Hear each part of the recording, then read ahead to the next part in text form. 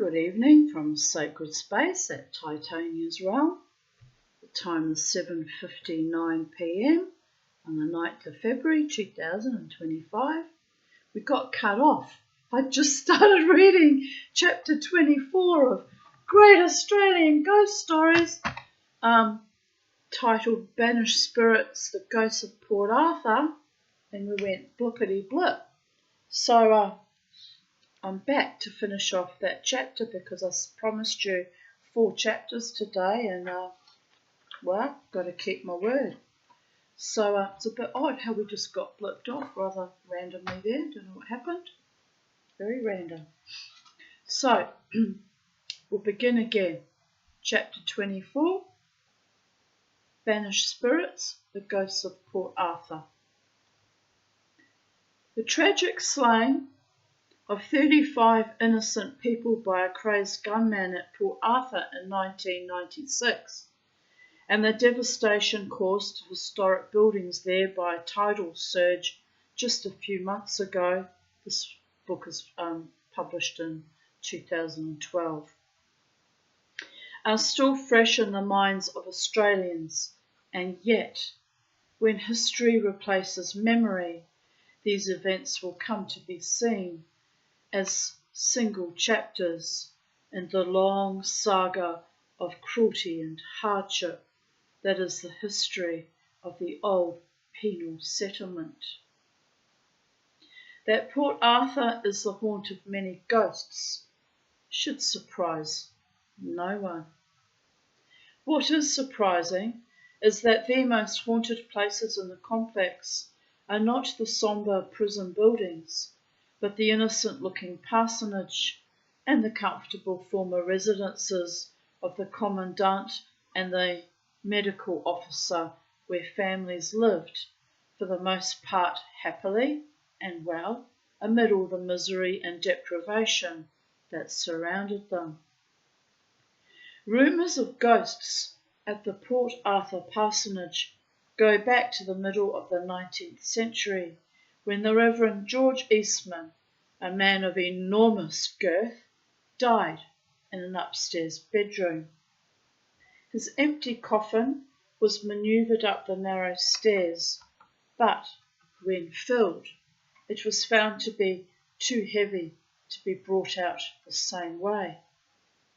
A rope was rigged to lower the coffin from the bedroom window to the ground, but halfway down, the rope snapped, the coffin fell, and the bloated corpse of the late lamented clergyman tumbled into the garden. For many years after that, people reported smelling putrefying flesh, hearing moaning or morbid screams, and seeing strange lights inside the parsonage.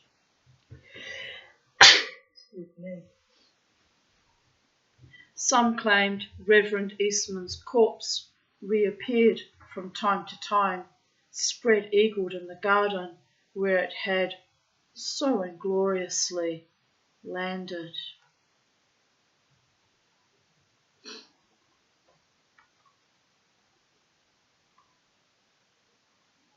The photographer and journalist George Grunsell published an account of other strange events at the parsonage in the 1870s.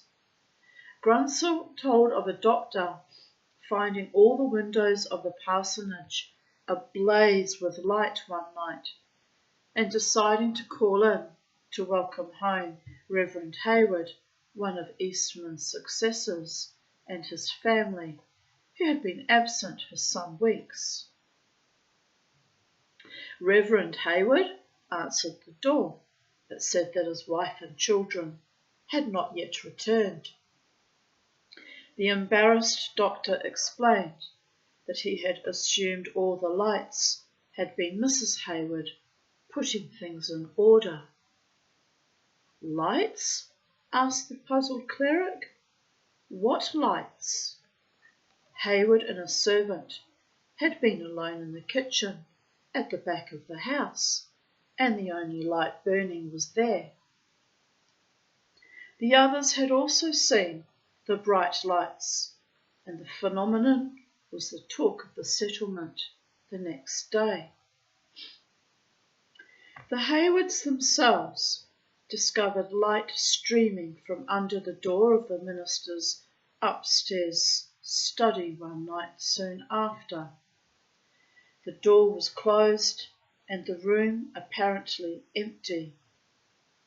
When they peered through the keyhole, the couple were amazed to see the whole room brightly illuminated, but when they opened the door, all was in darkness. A sceptical judge visiting the house soon after witnessed the same phenomenon, but a careful investigation of every object in the room by the minister, the judge, and the doctor failed to find any explanation. Later, the sister of the Catholic chaplain at Port Arthur slept in a ground floor bedroom at the parsonage while her brother was away, and woke screaming one night, terrified by a loud banging sound that seemed to come from the floor and walls all around her. In the same room, a few months later, a housemaid fainted, and when Reverend Hayward brought her round by boxing her ears, she told of seeing a horrible spectral figure at the window with a knife in its hand, poised to strike some invisible victim. Grunsell himself stayed at the parsonage and heard ghostly footsteps at night when all the living occupants of the house were in bed. He also observed Reverend Hayward's distress when the minister was walking down the stairs one evening and a cold, clammy hand came to rest over his own on the banister rail. Also, in company with Mrs. Hayward, Grunsell found a lighted candle in a locked room early one morning before anyone else had risen. What the Haywards believed to be the cause of all this mischief finally appeared as a filmy white figure one night to Mrs. Hayward's mother, a formidable lady whose husband had once been commandant at Port Arthur. Thinking it was a burglar and fearing attack, the old lady lay still in bed and watched the figure strike a match, then glide silently across her room and out the door. When recounting her experience, the sharp-witted matron did not comment on the size of the spectre, or Grunsell didn't report it, which effectively eliminates Eastman's ghost as the intruder. The same strange bright lights have been seen by staff and visitors to the Port Arthur parsonage in recent years, and the mysterious banging heard by a house attendant. The same attendant, who until then had not believed in ghosts, also listened in horror one day to the stairs in the parsonage creaking loudly. First the bottom step, then the second, then the third, and so on, until whatever invisible thing it was that was climbing reached the top. Objects, including a heavy vase filled with flowers, have also been mysteriously moved about inside the parsonage at night, long after it has been locked up and the burglar alarm set. In the early 1980s, when three builders were staying in the much-haunted house renovating it, one of them reported seeing a ghost, the first recorded sighting since Mrs. Hayward's mother's filmy white figure of more than 100 years before.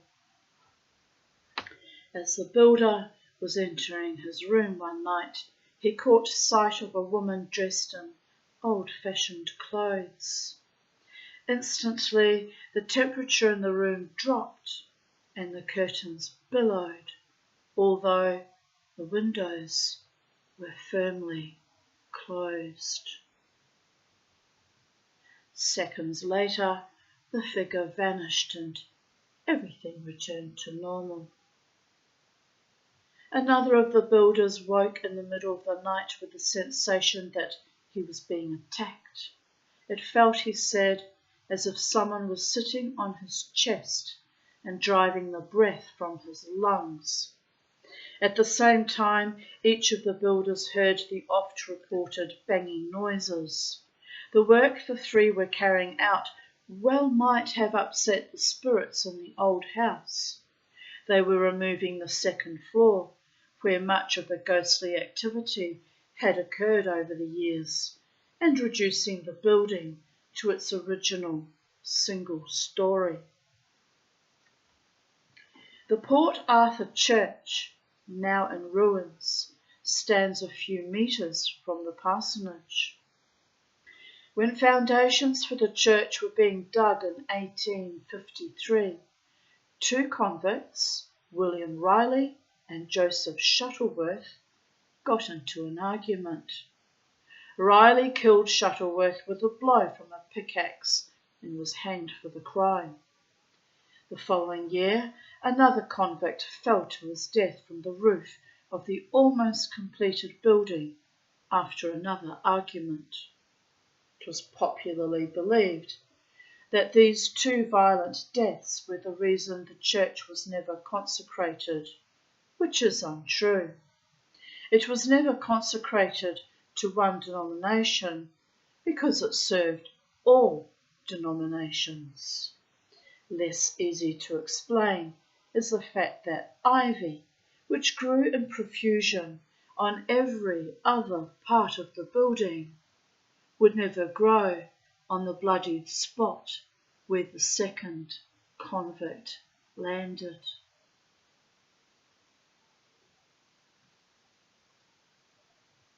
Ivy is, there's a spiritual meaning behind ivy, isn't it? I think it means eternity. Let me just check. People of Earth. I know flowers, certain plants and flowers have meanings. Let me just check. Ivy. We'll just see. Pretty sure it means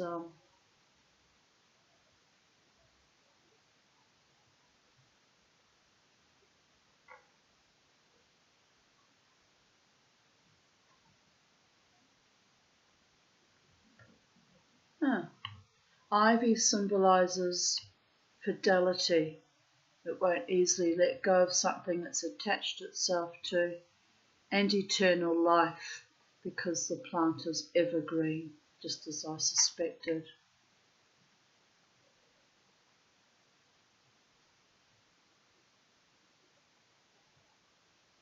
It symbolised faithfulness and eternal love in the Middle Ages, making it a popular choice for girls' names.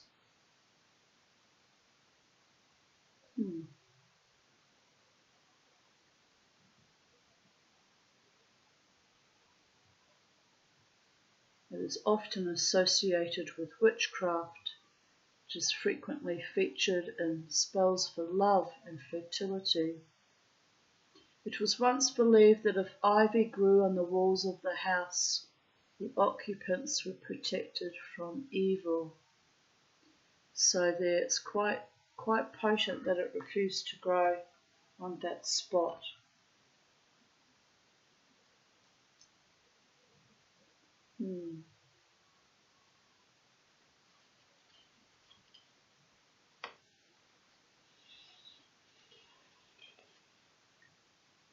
The church also figured in a strange occurrence a few years back, when a large party of tourists were assembled there at 10:45 p.m.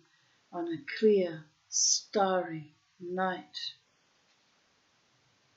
Suddenly, the whole church was lit by a brilliant flash of light that illuminated every side and every corner. It was not lightning, and was far brighter than any camera flash could produce. The medical officer's residence, which housed a succession of doctors and their families, is also reputed to be haunted. When it was used as a hotel in the 1920s, a lady guest was wakened in the middle of the night by a tiny girl dressed in an old-fashioned nightgown, tapping on the outside of her bedroom window, meters above the ground, and attendants in recent times have heard children's laughter coming from empty upstairs rooms. A lady dressed in pearly grey is also said to haunt the medical officer's residence. According to a former resident, this ghost was often seen drifting down a passageway in the house and terrified at least 3 housekeepers who resigned in quick succession. The same resident claimed he was awakened one night by the grey lady, standing at the foot of his bed, snorting loudly. He assumed she was displeased at his presence, and he was not overjoyed at hers. He switched on the light and shouted, "Go away! Get out now! Get out of here!" and claimed she did, never to return. Strange noises, moans, footsteps, etc. have been heard in the former commandant's residence for more than a century. Like the medical officer's residence, this gracious old house, with its charming English gardens overlooking the bay, was turned into a hotel in the 1880s. Ghostly activity seems to have peaked in the last 20 years, since it too was restored to its original condition. Stories and spirits are numerous. The ghost of Commandant Charles O'Hara Booth, the house's most famous occupant, is said to stand at the window of the room in which he slept, keeping a watchful eye on the settlement and silently weeping. And the ghost of a former nanny, dismissed after one of her charges met with an accident, has been seen in a wooden rocking chair in the nanny's room at the end of the house. This room and the innocuous-looking, spindly old chair are the subject of many stories. An attendant found the chair gently rocking by itself one Christmas Eve morning, and on the same day, another year, voices were heard in the apparently empty room. Attempts by visitors to take photographs inside the nanny's room sometimes produce quite unexpected results. Cameras jam, flashes fail to work, and when someone does manage to take a photograph, faint, shapeless blurs usually appear on the screen. The gate to the Commandant's residence has been opened by unseen hands in full view of a group of tourists, and many visitors' wristwatches stop at the moment they enter the building. A male attendant claimed that, when alone in the house one day, he was grabbed on the bottom by an invisible assailant, and a spectral male figure with its head twisted to one side like a hanging victim has been seen at least twice in the hallway. Bells installed in the 19th century to summon servants occasionally ring when the house is empty, and a phantom coach and horses has been heard, and on one occasion seen, by groups visiting the cottage at night. One visitor started a sketch of the Commandant's residence while visiting Port Arthur, but did not have time to complete it. Some days later, and many kilometres away, the amateur artist got the sketch out to finish it from memory, and found to her amazement that a female figure in period costume had been neatly and mysteriously drawn in the foreground.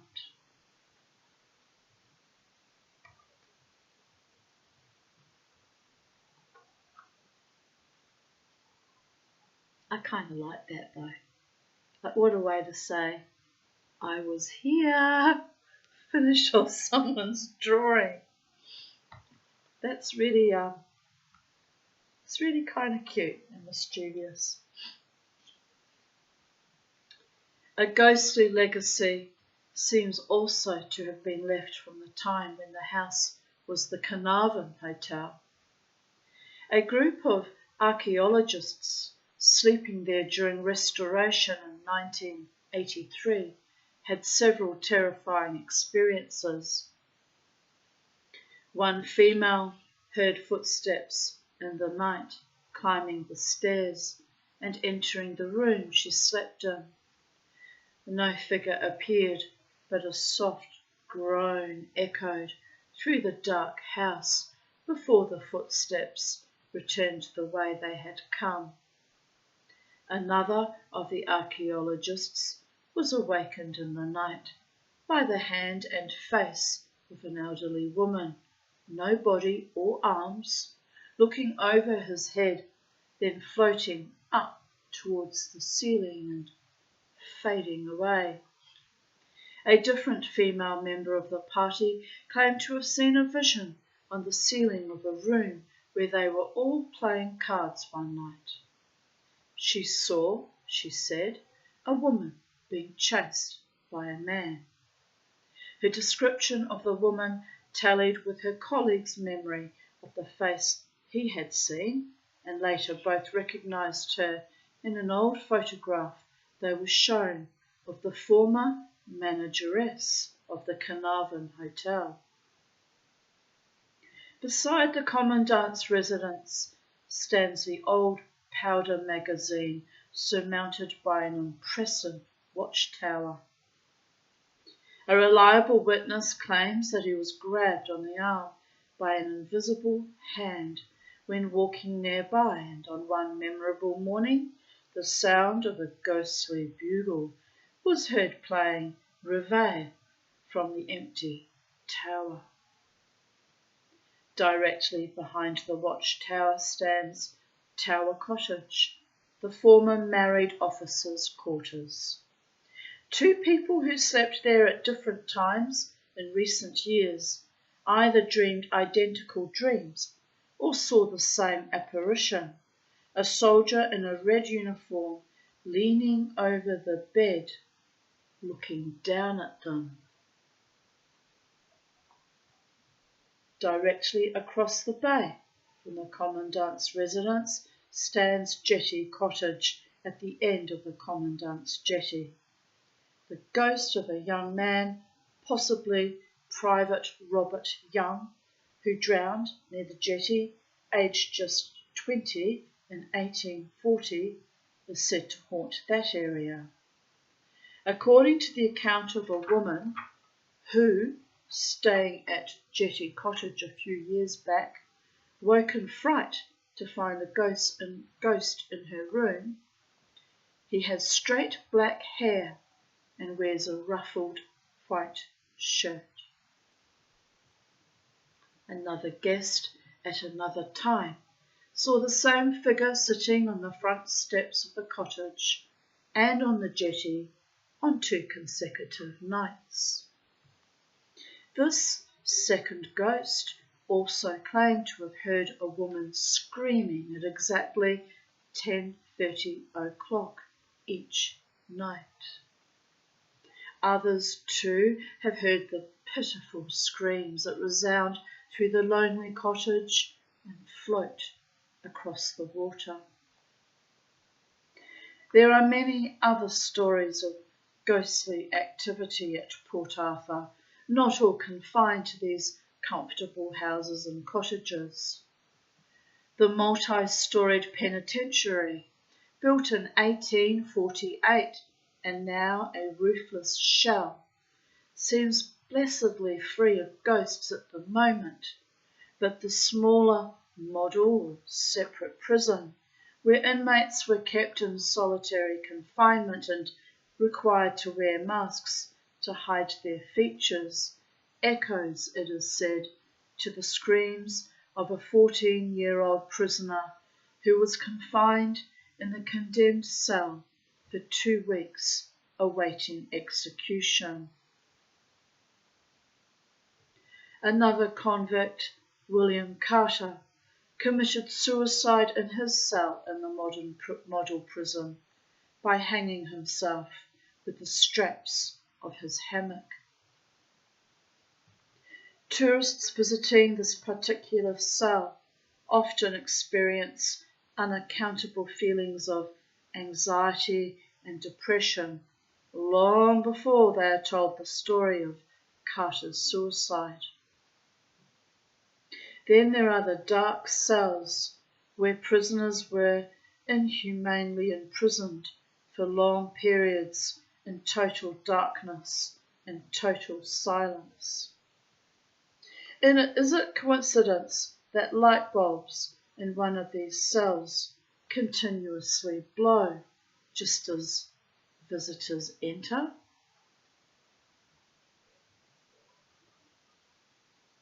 Many prisoners arrived at Port Arthur insane, and many more became so after a spell in the punishment cells of the model prison. To cater for these unfortunates, an asylum was built. This quaint building, with its 3-tiered tower, became a museum, and the rear portion was converted into a staff tea room. But someone standing right behind my left shoulder, almost touching me. Whoever you are, you're not welcome. Back off.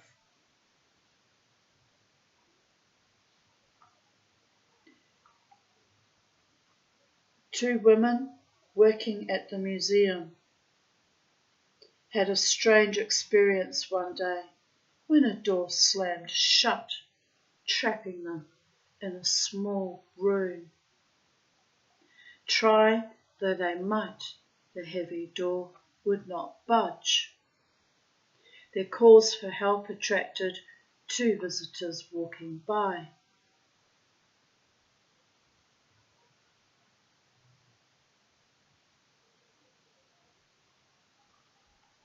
The man tried to open the door from the outside, but it seemed to... I just want to make a note of the time because that was quite oppressive actually. It was only brief but oppressive. 8:27 p.m. May not mean anything, but just in case, you never know. Pays to just be just document everything, stay aware and awake, people of Earth.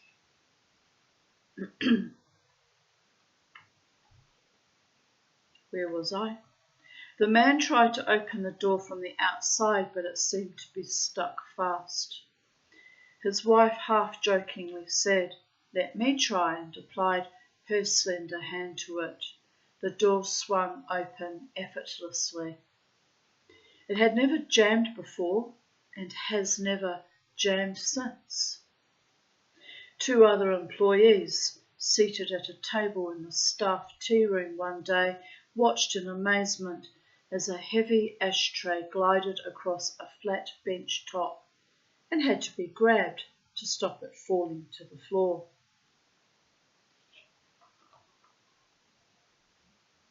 But of all the creepy places in this ghost-ridden location, pardon me, the creepiest is not a building but an uninhabited island, about 1 kilometre offshore, the Isle of the Dead. This small, windswept outcrop served as the settlement cemetery from 1830 to 1877. 1,769 prisoners were buried there in mass graves, and 180 free people in individual plots. One of the last resident convict gravediggers consigned to this lonely place, Mark Jeffrey, a tall Irishman with a short temper, is the subject of a macabre story. Jeffrey, who was serving a life sentence for manslaughter. What do you want? Go back to the light. You're not welcome here. Sorry. Kind of trying to get my attention. Lived in a small hut on the island. Grew a few vegetables and kept a few chickens. On Saturday night each week, he was picked up by boat and brought to the mainland to attend church on the Sabbath, then returned on Monday morning. The authority, they just said, "You're doing good work, Tanya."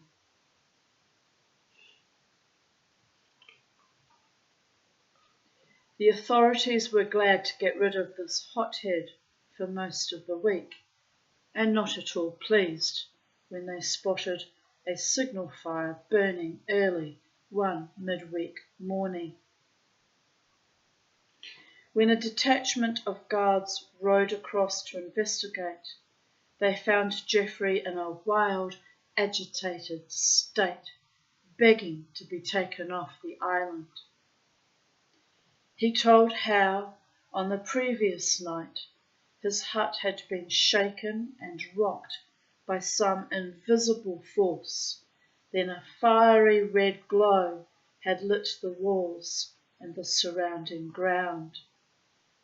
Jeffrey had scrambled from his bed, thinking a fire had broken out, but was confronted not by a natural phenomenon, but by the devil himself, eyes smouldering, horns erect, encircled in sulphurous smoke. The guards and the medical officer who examined Jeffrey at the settlement concluded his mind had become unhinged by crime and suffering, and did not force him to return to the island. The Isle of the Dead can be visited today, and even on the brightest, sunniest days, there is an oppressive atmosphere there, far stronger than one feels in any conventional graveyard.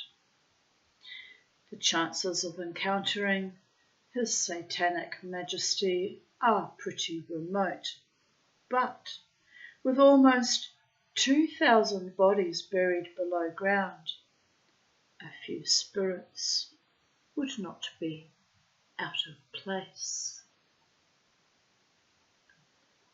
And on that note, I've concluded 4 chapters as promised, and I need to rest now. We've got entities butting in on our readings, as often happens, which I won't be participating in because I'm actually very tired and don't want to invite anything negative into my auric field, or positive for that matter. It's not good to open up to the spirits when you're tired and vulnerable and exhausted. Just saying. On that note, we're going to end here, and I bid you all good evening. The time is now 8:34. Stop babbling. I'm not going to open up to you. I've just told the people of Earth that. Thank you. Go back to the light. The time is now 8:34 p.m. on the 9th of February 2025. So have a wonderful day, morning, afternoon, evening, wherever you are on planet Earth, in the space-time continuum, and all interdimensional entities, including those who want to interrupt my videos. I bid you good evening and good night. Return to your original sources, wherever it is you've come from, in peace and in harmonic resonance, and know your place in the known multiverse. And if you want to communicate with me, it's not wise to interrupt my reading stories, especially ghost stories, to my YouTube audience. It's irritating beyond belief and kind of obnoxious. But they, if you notice the pattern as they butt in when I start getting tired, and my auric field is defences are a bit down and they jump in there. I've noticed that's the pattern. So can't be having any of that. Naughty, naughty, very naughty. Anyway, as I said, have a beautiful evening wherever you are, people of Earth, and I'll be back tomorrow to do some more chapters. We're about 2/3 of the way through the book, so we're travelling well, and then when that one's done, we'll be able to pick a few stories maybe out of Mysteries of the Unexplained, which is more an encyclopedia form, a bit like Man, Myth and Magic, which, oh, there's a nice one, Zombies Explained. Anyway, I'll be reading bits and pieces out of this as well. And on we go,